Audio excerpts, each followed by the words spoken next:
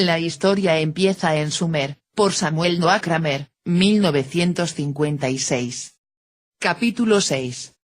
Guerra civil. El primer historiógrafo. Hay que reconocer que Sumer no ha producido ningún historiador digno de este nombre. Ninguno de sus historiógrafos ha redactado una historia tal como la concebimos hoy en día, es decir, como una sucesión continua de acontecimientos cuya evolución está regida por causas profundas que, a su vez, se hallan sometidas a leyes universales.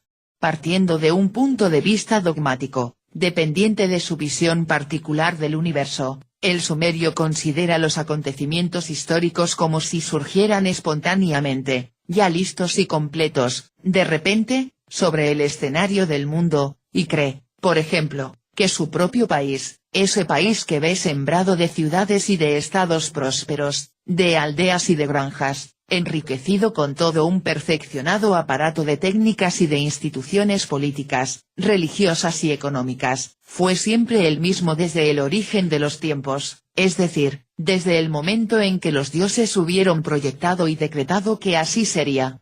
Sin duda, jamás entró en la mente de los más sagaces entre los sabios de Sumer que su país en otro tiempo había sido una tierra cubierta de marismas, inhóspita y desolada, con algún que otro caserío miserable esparcido por el marjal, y que no se había transformado en lo que era más que con el transcurso de los siglos, de generación en generación, después de pagar el precio de luchas y de esfuerzos incesantes, gracias a la perseverante voluntad de los hombres, y luego de haber realizado incontables pruebas y ensayos, seguidos de un verdadero cortejo de inventos y descubrimientos. Definir los objetos y clasificarlos, elevarse de lo particular a lo general, todas estas actividades fundamentales del espíritu científico son, para el historiador moderno, reglas del método que ya se dan por supuestas de antemano. Pero esta faceta del conocimiento era totalmente ignorada de los sumerios, al menos no aparece nunca en sus obras en forma explícita y consciente, cosa que puede comprobarse en varios terrenos. Sabemos, por ejemplo, que las excavaciones nos han permitido descubrir gran cantidad de tabletas con listas de formas gramaticales. Pero sí, de hecho, semejantes catálogos denotan la existencia de un conocimiento profundo de las clasificaciones de la gramática, no se han encontrado en ninguna parte ni las menores trazas de una sola definición, de una sola regla gramatical. De igual modo, entre los numerosos documentos matemáticos salidos a la luz del día, como son las tablas, los problemas y las soluciones a estos problemas, jamás se ha encontrado el enunciado de una ley general, de un axioma o de un teorema. Es muy cierto que se han encontrado largos repertorios de nombres de árboles, de plantas, de animales y de piedras, redactados por los profesores sumerios de historia natural. Pero si el principio que pueda informar estos repertorios nos permanece ignoto, es seguro, en todo caso, que no derivaba de una comprensión verdadera o hasta de una intuición de las leyes botánicas, zoológicas o mineralógicas. En cuanto a las compilaciones legislativas, esos códigos que, reunidos, contenían centenares de leyes particulares, ninguna de las que subsisten formula ni un solo principio jurídico de carácter general. Y, volviendo a la historia, podemos decir que en las complicaciones de los historiógrafos adscritos a los templos y a los palacios, no se ve nada que se parezca ni de lejos a una historia coherente, metódica y completa. Y, en el fondo, ¿quién puede extrañarse de ello? No hace aún mucho tiempo que el espíritu humano descubrió el arte de dirigir bien el propio pensamiento y de razonar bien sobre las cosas. De todos modos, resulta sorprendente que no se pueda encontrar nada en Sumer que se asemeje al tipo de obras históricas tan extendidas entre hebreos y griegos. Los sumerios crearon y cultivaron numerosos géneros literarios, mitos y cuentos épicos, himnos y lamentaciones, ensayos y proverbios, y aquí, allá y acullá, especialmente en las epopeyas y en las lamentaciones, se pueden distinguir ciertos datos históricos. Pero no existe un género literario que pueda considerarse como propiamente histórico. Los únicos documentos que se aproximan algo a ello son las inscripciones votivas de las estatuas, de las estelas, de los conos, de los cilindros, de las vasijas y de las tabletas, y aún estas son brevísimas y están influenciadas netamente por el deseo de propiciarse las divinidades. En general, los hechos que relatan son hechos contemporáneos y aislados. Sin embargo, algunas de estas inscripciones se refieren a acontecimientos anteriores y revelan un sentido del detalle histórico que en esta época lejana, alrededor del año 2400 a.D.J. C. no tiene equivalente en la literatura universal. Todos esos historiadores primitivos, al menos todos los que han llegado a nuestro conocimiento, vivían en Lagash, ciudad meridional de Sumer que representó durante más de un siglo, hacia la mitad del tercer milenio, un papel político y militar preponderante. Lagash era entonces la sede de una activísima dinastía de soberanos, fundada por Urnanse.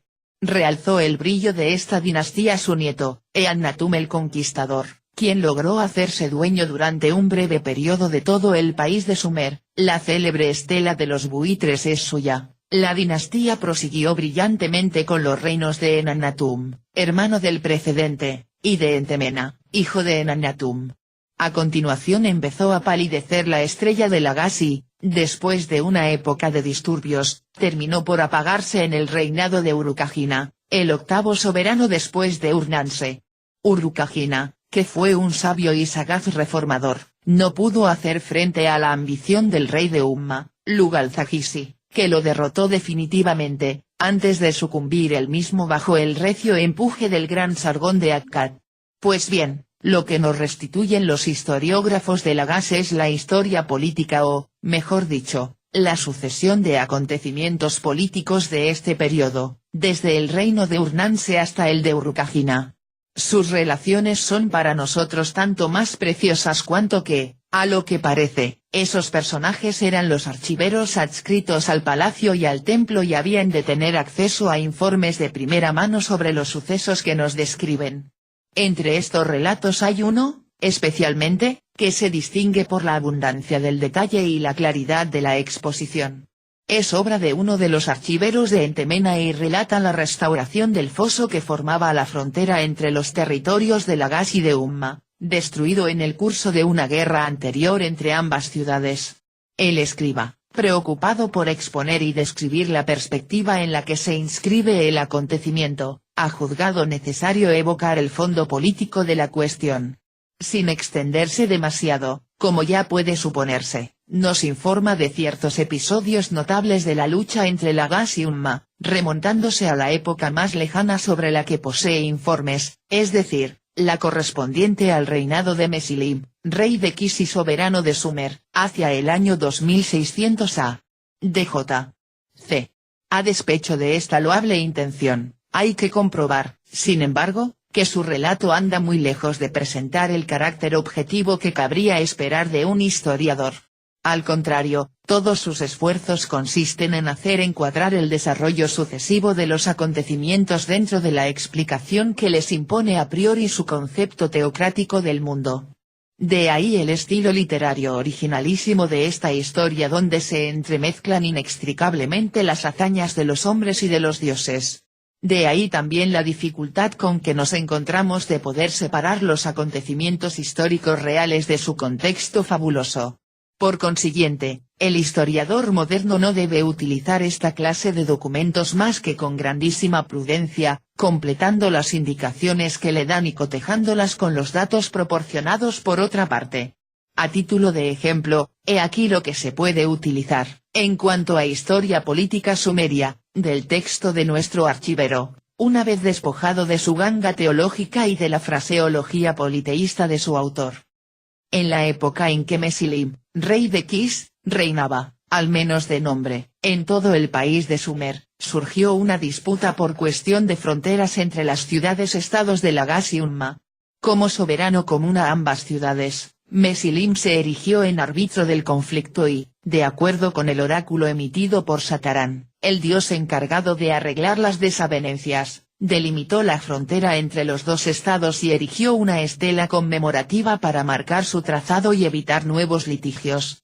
La decisión, que, indudablemente, fue aceptada por ambas partes, parece haber favorecido algo a Lagash. Pero, algún tiempo después, No se precisa la época, aunque, según ciertas indicaciones, podría situarse poco antes de que Urnanse fundase su dinastía. Ust-Isakku XVIII de Umma, quebrantó los términos del acuerdo, rompió la estela de Mesilimi, atravesando la frontera, se apoderó del Gedinna, territorio perteneciente a Lagash.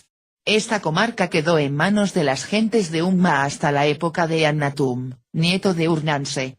Este jefe militar, que se había vuelto muy poderoso después de sus conquistas, consiguió, durante un breve periodo, tomar el título de rey de Kish y reivindicar la soberanía del territorio entero de Sumer para sí.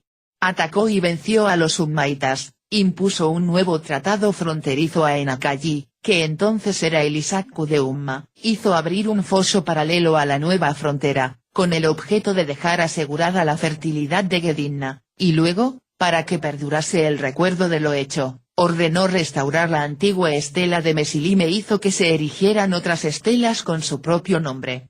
Además, hizo construir en sus proximidades buen número de edificios y santuarios que dedicó a los grandes dioses sumerios, y, finalmente, con objeto de suprimir de una vez para siempre toda posibilidad de que surgieran nuevos conflictos, dejó en barbecho, a lo largo del foso frontera y en territorio umaita, una franja de tierra considerada como tierra de nadie. Sin embargo, más adelante, Eannatum, deseoso de congraciarse hasta donde fuera posible los sentimientos de los ummaitas, en un momento en que se proponía extender sus conquistas en otras direcciones, les permitió que cultivaran los campos situados en el Gedinna, y aún más al sur. No obstante, impuso una condición, que los ummaitas entregarían a los dirigentes de Lagash una parte de la cosecha en compensación al usufructo concedido, cosa con la que se aseguraba no solo para sí, sino para sus sucesores incluso, unos ingresos considerables. Hasta aquí, el archivero de Entemena no trata más que de acontecimientos pretéritos. Pero, a continuación, los que evocales son contemporáneos, y hasta parece muy probable que él mismo haya sido testigo de ellos. A pesar de la aplastante victoria de Annatum, bastó el paso de una sola generación para que los ummaitas volvieran a cobrar confianza en sí mismos, ya que no recobrar su poderío de antaño. Su jefe, Urlumma, repudió el tratado vejatorio concluido con Lagash y se negó a satisfacer el impuesto exigido por Annatum a Umma. 18 Isakku era un título a la vez religioso y civil, era, como si dijéramos, el príncipe pontífice, o sea, el más importante magistrado de la ciudad, a la que gobernaba bajo la autoridad inmediata de los dioses. Ver el comienzo del capítulo 7, N. D. J. H. M. M. y P. S. Por si ello fuera poco, hizo desecar el foso frontera, rompió e incendió las estelas cuyas inscripciones le irritaban, y hasta llegó en su furor a destruir los edificios y los santuarios que Annatum había erigido para consagrar la línea de demarcación. Estaba decidido a cruzar la frontera y a penetrar en el Gedinna, y, para asegurarse de la victoria, buscó y consiguió la ayuda militar del soberano extranjero que a la sazón reinaba en el norte de Sumer. Los dos ejércitos se enfrentaron en las proximidades de la frontera, los ummaitas y sus aliados, mandados por Urlumma en persona, y los lagasitas, mandados por Entemena, cuyo padre Annatum, el soberano de Lagash en aquella época, debía ser demasiado viejo para tamaños menesteres. Los lagasitas salieron victoriosos de la contienda. Urlumma huyó, perseguido de cerca por Entemena, y una gran parte de sus tropas cayeron en una celada que les habían tendido sus enemigos y fueron destrozadas. Pero la victoria de Entemena fue efímera. Después de la derrota e indudable muerte de Urlumma, apareció un nuevo enemigo en la persona de Il, el Sanga de Tabalam, ciudad situada en los límites septentrionales de Umma. Personaje de habilísima táctica, Il había esperado a que sonase su hora y había sabido escoger el momento en que Entemena se hallaba luchando a brazo partido con su adversario para intervenir él. En cuanto se hubo terminado la batalla entre lagasitas y ummaitas, Il atacó al victorioso Entemena, tuvo un buen éxito inicial y penetró profundamente en los territorios de Lagash. Incapaz luego de mantener sus conquistas al sur de la frontera que separaba Umma de Lagash, consiguió, sin embargo, hacerse nombrar Isaku de Umma. Desde entonces manifestó respecto a las reivindicaciones de Lagash, poco más o menos, el mismo menosprecio que su antecesor. Vació el foso frontera, indispensable para el riego de los campos y huertas vecinos, y se contentó con pagar solo una fracción del tributo impuesto a Umma por el antiguo tratado de Eannatum. Cuando Entemena le envió sus mensajeros para exigir una explicación, Il respondió con gran arrogancia reivindicando todo el territorio como su propio feudo. Este conflicto no se resolvió por las armas. Parece que, finalmente, se impuso un compromiso a las partes en litigio por medio de un tercero, probablemente el soberano del norte. En resumidas cuentas, la decisión parece que favoreció a Lagash, ya que el viejo trazado de Mesilim y Eannatum fue el que quedó como frontera entre Umma y Lagash. Pero, por otra parte, no se hace mención de ninguna contrapartida que los ummaítas tuvieran que hacer efectiva para saldar las deudas que no habían pagado antes a Lagash. Tampoco parece que, de entonces en adelante, se les haya seguido haciendo responsables del aprovisionamiento de aguas del Gedinna. Esta obligación fue devuelta a cargo de los lagashitas. Estos acontecimientos históricos, que marcan la lucha por la supremacía entre Lagash y Umma, no se desprenden fácilmente del texto, sino que solo se nos aparecen con todo su significado después de varias lecturas meticulosas y atentas, y aún así, es necesario leer entre líneas y proceder luego por deducción. Al leer la traducción literal que sigue, uno podrá darse cuenta del tratamiento a que hay que someter semejante documento para recuperar lo que puedan contener de realmente histórico esas curiosas historiografías y crónicas sumerias. Enlil, rey de todos los países, padre de todos los dioses, en su decreto inquebrantable había delimitado la frontera entre Ninjirsu y Sara-Mesilim, rey de Kish, la trazó bajo la inspiración del dios Satarán y erigió una estela en ese lugar.